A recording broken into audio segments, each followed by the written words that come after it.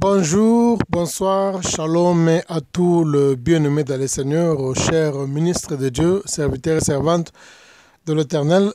C'est votre frère, le pasteur Salomon Kaning Alcé de l'émission Les de l'Église.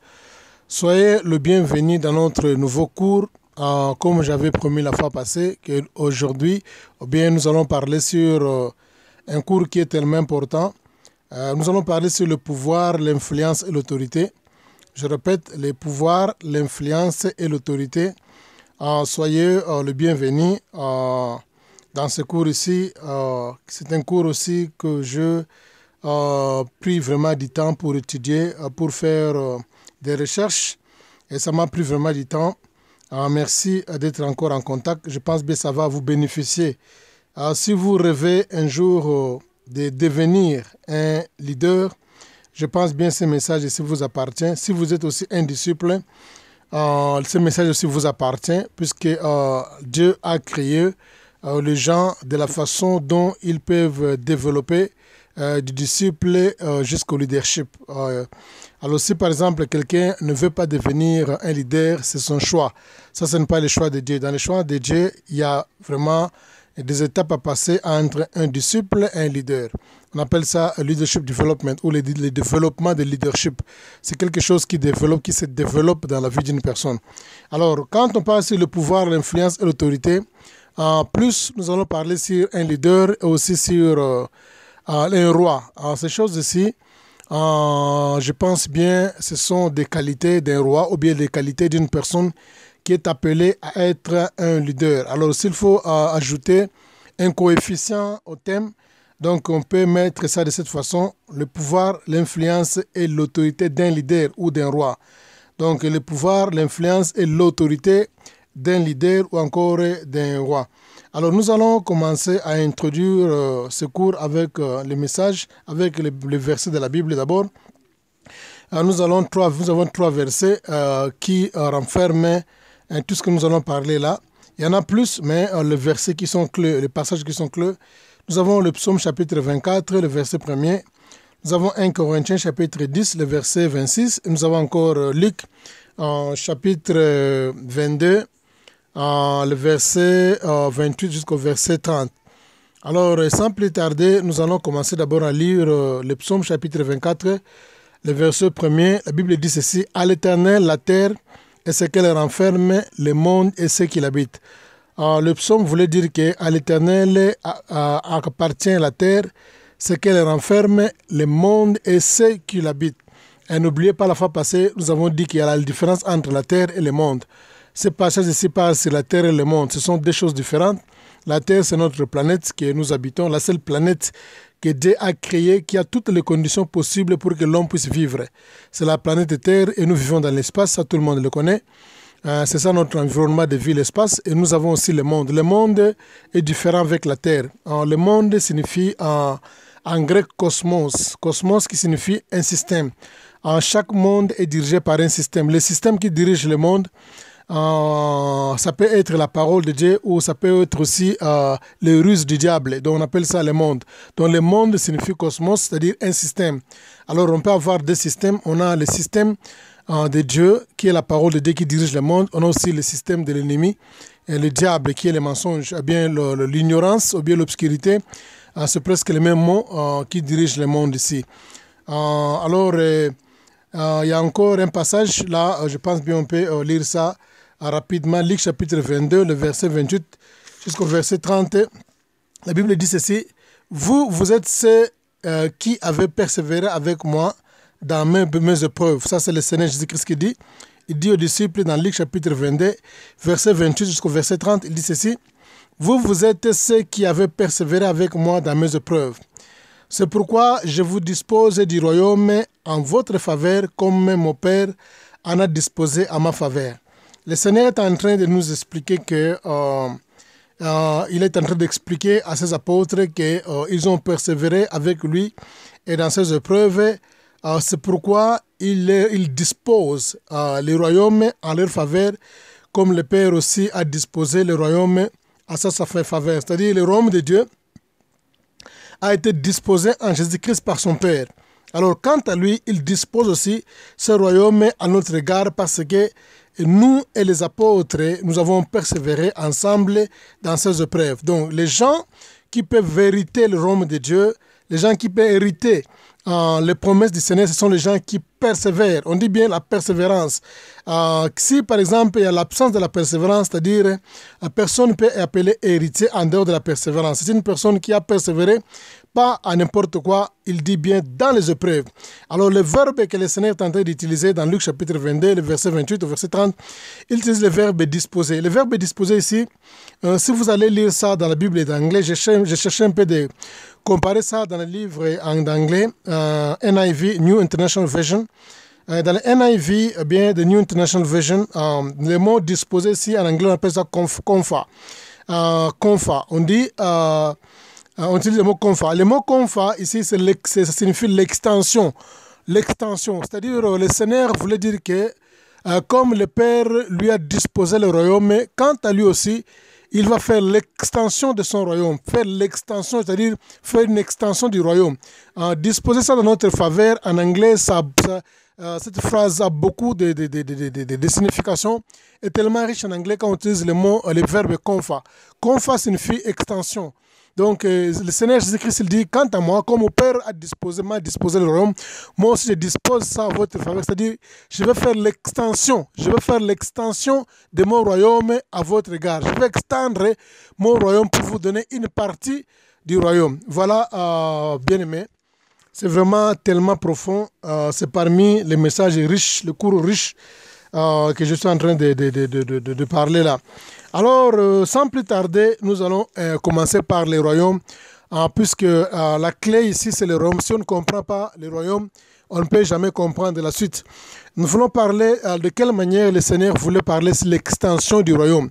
Comment il a fait l'extension de son royaume pour nous donner l'extension comme les verbes en anglais utilisent dispose et en français on parle de confa de New International Version, NIV. Alors, tout d'abord, je voudrais que nous puissions être d'accord que le royaume est défini comme étant un domaine privé du roi. C'est pourquoi, en anglais, comme j'avais dit au départ, pour ceux qui me suivaient depuis le début, le mot royaume en anglais signifie kingdom.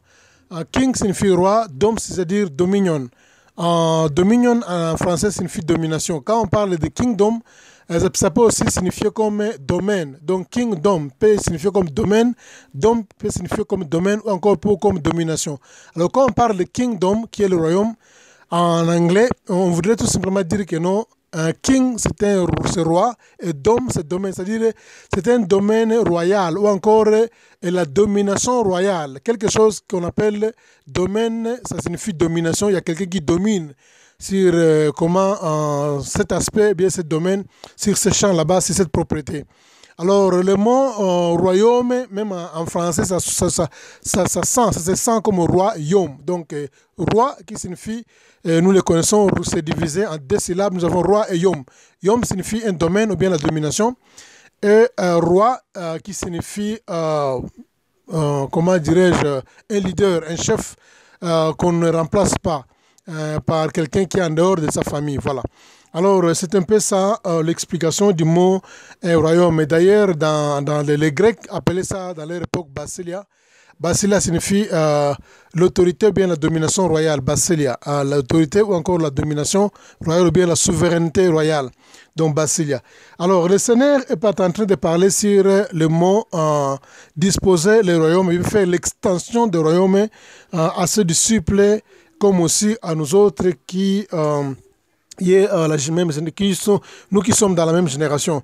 Alors, s'il faut ici parler en termes du royaume, nous allons voir que le royaume de Dieu, c'est un domaine de Dieu. Comme on dit le kingdom, c'est un domaine de Dieu, ou bien la domination royale. C'est-à-dire, en dehors de Dieu, il n'y a aucune autre personne qui peut dominer dans ce royaume. Alors, nous avons parlé au début aussi, dans notre cours sur le royaume de Dieu vers nous, j'avais clairement expliqué que la gloire de chaque roi est déterminée par sa richesse. Donc, plus que le roi a beaucoup de richesses, plus qu'il a beaucoup d'étendue, c'est plus que sa gloire aussi se répand partout. Donc, si le roi a moins de richesses, il a moins de gloire. Donc, la gloire des rois est déterminée par la valeur de ses richesses ou bien de tout ce qu'il possède. Alors, c'est ça qui détermine la valeur, la gloire des rois. Alors, la gloire aussi, nous savons que signifie l'état naturel d'une personne, ou bien l'état naturel d'un objet. La gloire, nous savons très bien qu'en grec, on appelle ça doxa et en hébreu, on appelle ça kabot. Quand on dit la gloire de Dieu, ça ne signifie pas la fumée. La fumée n'est pas l'image de la gloire de Dieu. Nous allons parler ça tout autour de notre cours. Alors, le Seigneur est en train d'expliquer clairement qu'il va disposer le royaume, il va faire l'extension du royaume comme le Père lui a aussi donné une part du royaume, comme le Père lui a donné sur le royaume. Alors, comme sans plus tarder, nous avons dit que la gloire d'un roi est déterminée par rapport aux limites de ses valeurs, aux limites de ses richesses ou bien aux limites de ses avoirs. C'est ses possessions, on parle de la possession de terre.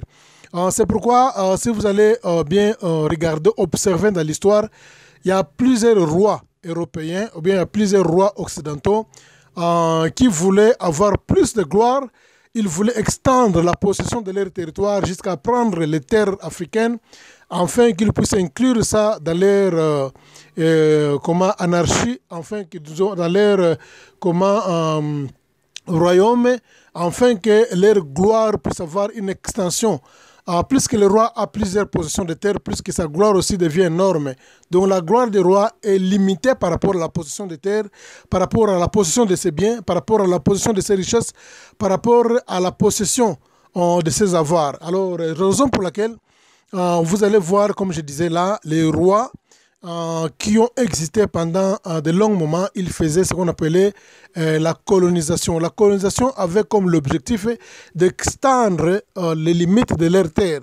Alors quand par exemple l'Angleterre, le roi, bien la reine d'Angleterre, il voulait avoir plusieurs terres en Afrique, c'est-à-dire il voulait aussi que sa gloire puisse être déterminée par les possessions de terres qu'il va prendre en Afrique et en dehors d'autres continents ici, même en Australie, là-bas, voire même en Europe, voire même en Amérique.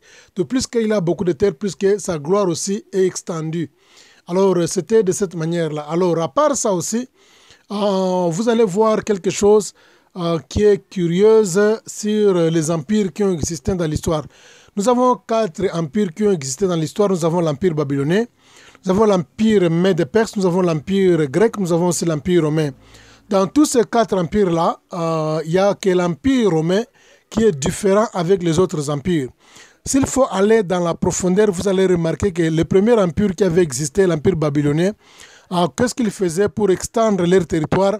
Il faisait les déportations. C'est-à-dire quoi? Il vient dans votre pays, il envahit de votre pays, il prend vos biens, il prend aussi les habitants de votre pays et il les déporte dans leur pays et il commence à les coloniser. Donc c'est comme ça, la colonisation se faisait dans l'ancienne période, bien dans l'ancien temps, dans l'histoire. Alors, si vous allez voir la méthode que l'empire babylonien avait utilisée, c'est la même méthode aussi que l'empire Mède et Perse avait utilisé et l'empire grec. Ils utilisaient la même méthode des 3 empires.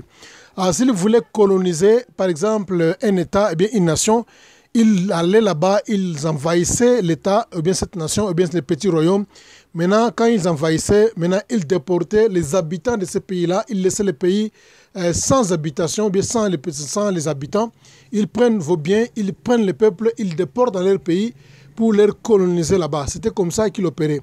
Mais tandis que l'Empire romain c'était le seul empire qui est venu avec une nouvelle méthode de colonisation. L'Empire romain, quand il est venu, l'Empire romain n'a pas fait les déportations, mais l'Empire romain avait une autre façon de coloniser. L'Empire romain a fait l'exemption. Il a copié l'image de Dieu.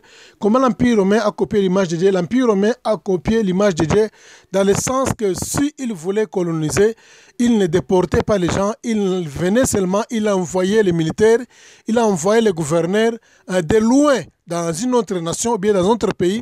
Quand les gouverneurs arrivent là-bas, eh bien, ces gouverneurs-là, avec les militaires, ils vont maîtriser les habitants de ces pays-là. Quand ils maîtrisent les habitants de ces pays-là, ils vont commencer à les cultiver, aller plutôt coloniser avec leur culture.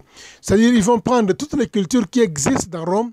Maintenant, ils vont amener ça dans votre pays pour vous cultiver, pour vous plutôt vous coloniser. C'est pourquoi il y a un adage qui dit que non, quand vous êtes en Rome, il faut danser comme un Romain. Donc, ils voulaient que les gens puissent vivre comme les Romains. Partout où ils allaient, partout où ils colonisaient, ils voulaient que ces gens là-bas puissent vivre comme les rois, comme les Romains. Donc, c'est cette formule-là que les Romains ont amenée. Alors, ils n'ont pas seulement amené la culture. Dans cette culture-là, la culture plutôt renferme plusieurs choses. Mais dans la colonisation romaine, quand ils viennent avec leur culture. Ils viennent aussi avec leur habillement, avec leur monnaie. Ils viennent aussi avec leur façon de manger. Les rois, ils viennent aussi avec les lois et leur constitution. Ils viennent aussi avec leur armée. Ils viennent aussi avec leurs gouverneurs. Ils viennent aussi avec leur langue. C'est-à-dire quoi? Quand ils viennent coloniser, ils viennent avec l'image de leur culture. Alors, quand on parle de la culture, j'ai cité que la culture renferme l'habillement, monnaie, façon de manger, les lois et les constitutions, l'armée, les gouverneurs et les langues. Voilà, ce sont là qui représentent les cultures qu'ils amenaient pour coloniser à distance une autre nation, bien notre pays. Voilà, nous arrêtons ici. Je pense bien, nous allons continuer la suite dans notre deuxième séance. Que le Seigneur vous bénisse.